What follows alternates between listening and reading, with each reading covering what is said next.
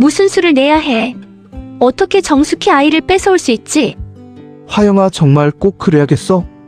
너도 들었잖아. 마장이 내 애한테 모든 걸 물려주겠다고. 어떻게 하든 정숙희 아이여야 해. 그 여우 같은 노인네가 동석 씨 피가 아닌 걸 모를 리가 없잖아. 그러니까 무조건 정숙희 아이여야 한다고. 화영아, 정말 꼭 해야겠다면 내가 할게. 넌 내 손에 피 묻히지 마. 그래 줄래? 강혁아. 네가 그렇게 해서 행복하다면 그럼 됐어. 네가 행복한 게 내가 행복한 거야. 안녕하세요, 여러분. 오늘은 드라마 첫 번째 남자 2회를 리뷰해 보겠습니다. 1회에서 충격적인 전개를 보여줬던 이 드라마가 2회에서는 더욱 강렬한 반전과 함께 시청자들을 충격의 도가니로 몰아넣었는데요. 사망한 아이 쌍둥이의 비밀, 그리고 재산을 둘러싼 치열한 암투까지 과연 어떤 이야기가 펼쳐졌을까요? 지금부터 2회의 핵심 포인트들을 하나하나 짚어보겠습니다.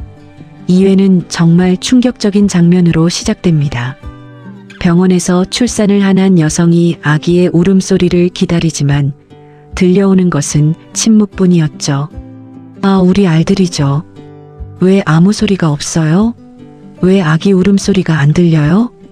이 절박한 대사에서 산모의 불안감이 그대로 전해집니다. 그리고 의사는 냉정하게 사실을 전합니다. 이미 뱃속의 아기는 사망한 상태였다고요. 병원에 올 때부터 태아는 이미 숨을 거둔 채였던 겁니다. 산모의 절규는 정말 심장을 찢어놓습니다. 아니야, 아니야, 살려내, 살려내라고를 반복하며 현실을 부정하는 모습은 한 어머니의 절망을 여실히 보여주죠. 아이를 잃은 슬픔, 그리고 그 아이가 누군가의 핏줄임을 증명하려 했던 계획까지 모두 수포로 돌아간 순간입니다. 한편 드림백화점 회장은 손자에 대한 기대로 가득합니다. 동석의 아이라고 주장하는 화영의 말을 믿고 이 아이에게 자신의 모든 재산을 물려줄 계획을 세우죠. 그 녀석이 우리 동석이 대신이야. 우리 드림백화점 내 재산 모두 그 녀석한테 줄 거야.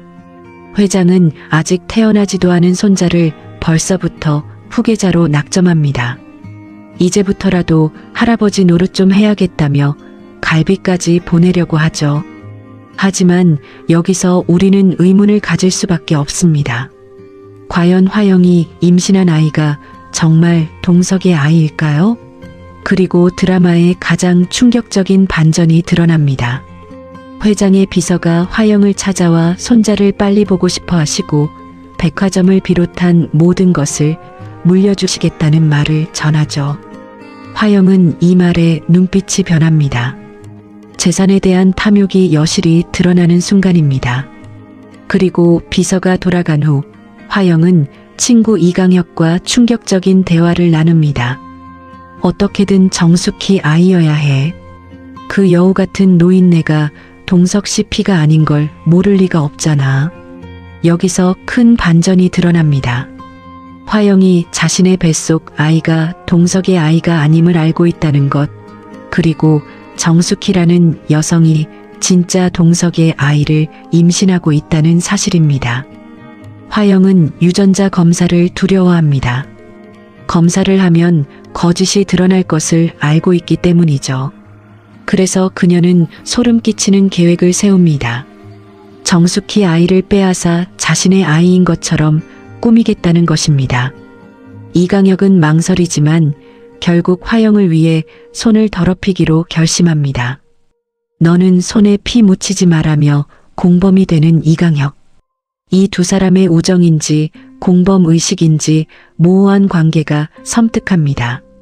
한편 정숙희는 임신한 몸으로 생계를 이어가기 위해 일을 하고 있었지만 사장으로부터 갑작스러운 해고 통보를 받습니다. 배가 남산만에서 왔다 갔다 하는 꼴 어디 보기 좋겠어? 라는 말과 함께요. 정숙희는 아이를 키우려면 돈이 필요하다며 애원하지만 소용없습니다. 임신한 여성이 일자리를 구하기 어려운 현실, 혼자서 아이를 키워야 하는 미혼모의 고달픔이 적나라하게 드러나는 장면입니다. 일자리를 잃은 정숙희는 막막한 상황에 처하지만 우연히 한 광고를 발견합니다. 숙식 제공 아줌마 환영.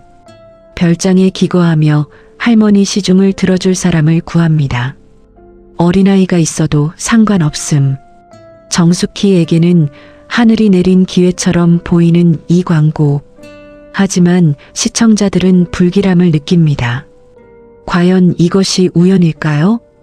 예상대로 이 광고는 화영이 정숙희를 자신의 통제 아래 두기 위해 만든 덫이었습니다. 아영은 누군가에게 잘 감시하고 있다가 무슨 일 생기면 연락해요. 절대 눈치 못 채게 하고요라고 지시합니다. 정숙희는 자신이 감시당하고 있다는 사실을 전혀 모른 채 할머니를 정성껏 돌보며 일하게 됩니다. 제 생명의 은인이라며 감사해야 하는 정숙희의 모습은 안타까움을 자아냅니다. 화영의 목표는 명확합니다. 정숙희 아이를 무사히 낳게 한 뒤 그 아이를 빼앗는 것이죠. 시간이 흘러 화영의 출산 예정일이 다가옵니다. 회장은 화영을 찾아와 손자에 대한 기대를 숨기지 않습니다. 아이를 낳으면 당연히 유전자 검사를 해야지. 동석의 아이가 확실하면 내 그동안 너한테 섭섭하게 한 거 다 보상해주마.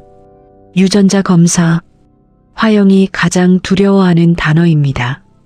그 순간 화영에게 전화가 걸려옵니다. 회장 앞에서 받은 이 전화는 화영을 긴장시킵니다. 전화를 건 사람은 이강혁이었고 내용은 충격적입니다. 빨리 와요. 진통이 시작됐어요. 정숙희의 출산을 시작한 것입니다. 화영은 회장 앞에서 당황하며 변명을 늘어놓습니다. 친구가 지금 출산 중인가 봐요. 하지만 회장은 의심스러운 눈초리를 거둡니다. 왜 친구의 어머니가 화영에게 직접 전화를 했는지 의아해하죠. 화영은 급히 둘러댑니다.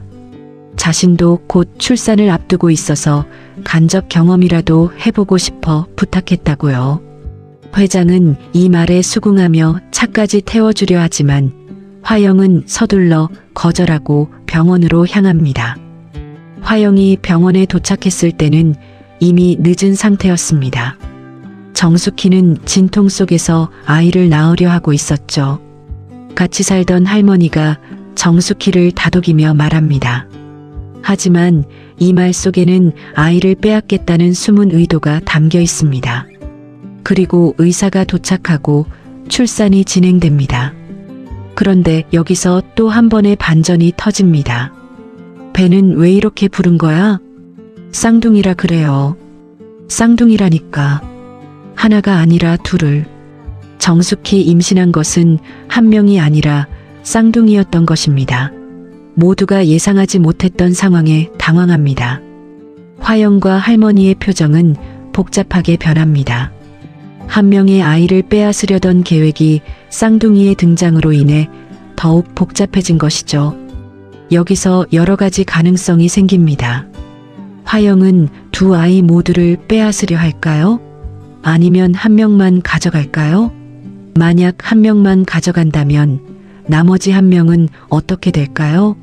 이 드라마의 핵심은 인물들 간의 복잡한 이해관계입니다. 회장은 손자에게 모든 재산을 물려주고 싶어 하지만 유전자 검사를 반드시 하겠다고 못 박았습니다.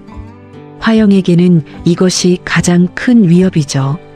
정숙희는 동석의 쌍둥이를 임신했고 화영은 그 아이들을 빼앗으려 합니다.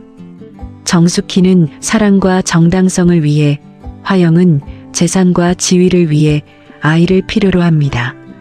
이강혁은 화영의 친구이자 공범입니다. 내가 행복한 게 내가 행복한 거야라며 범죄에 가담하는 이 관계는 우정과 공생이 뒤섞인 복잡한 구조입니다. 한쪽에서는 아이를 잃은 슬픔이 있고 다른 쪽에서는 예상보다 많은 생명이 탄생합니다. 이 대비는 생명의 소중함과 동시에 그 생명을 둘러싼 인간의 욕망을 극명하게 보여줍니다. 회장의 재산은 모든 갈등의 중심입니다. 화영은 그 재산을 차지하기 위해 아이를 빼앗으려 하고 회장은 자신의 혈통을 이을 후계자를 찾고 있습니다. 과학은 거짓말을 하지 않습니다. 화영이 가장 두려워하는 것도 바로 이 순간입니다. 언젠가는 진실이 드러날 수밖에 없다는 것을 알면서도 그녀는 계속해서 거짓 위에 거짓을 쌓아갑니다. 한 명도 빼앗기 어려운 일인데 쌍둥이의 등장은 상황을 더욱 복잡하게 만듭니다. 화영의 선택에 따라 이야기는 완전히 다른 방향으로 전개될 수 있습니다. 화영의 계획은 성공할까? 정숙의 쌍둥이를 빼앗는데 성공한다면 그 과정은 어떻게 진행될까요? 정숙희는 자신의 아이들을 잃고 어떤 반응을 보일까요? 회장은 진실을 알게 될까? 회장은 예민한 사람입니다. 화영의 전화 통화를 의심했던 것처럼 다른 이상한 점들도 눈치챌 가능성이 높습니다. 정숙희의 반격, 지금까지 순진했던 정숙희 언제 어떻게 진실을 깨닫고 반격에 나설지 기대됩니다. 어머니의 본능이 그녀를 어떻게 변화시킬까요? 쌍둥이의 운명, 두 아이가 함께 자랄지 헤어질지가 앞으로의 전개를 좌우할 것입니다. 만약 헤어진다면 언젠가 다시 만나게 될까요? 이 드라마는 단순한 막장 드라마를 넘어서 몇 가지 메시지를 담고 있습니다. 정숙희 임신한 몸으로 일자리를 구하지 못하는 현실은 우리 사회의 단면을 보여줍니다.